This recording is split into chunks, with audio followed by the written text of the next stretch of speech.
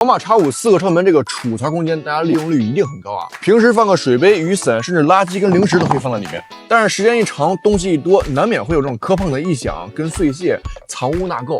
万一下雨天放个比较湿的雨伞，积水也不好打理。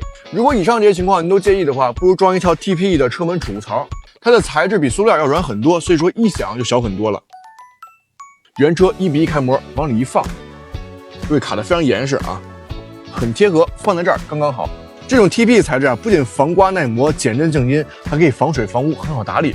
就算下雨天放了雨伞或者漏水了，有水也不怕啊。拿出来之后，它里面是防水的，很好打理。目前4个车门都有，适用于19到24万 X5啊，火山红、莫卡多、黑色都可以选择。如果车友们需要的话，可以按需购买了啊。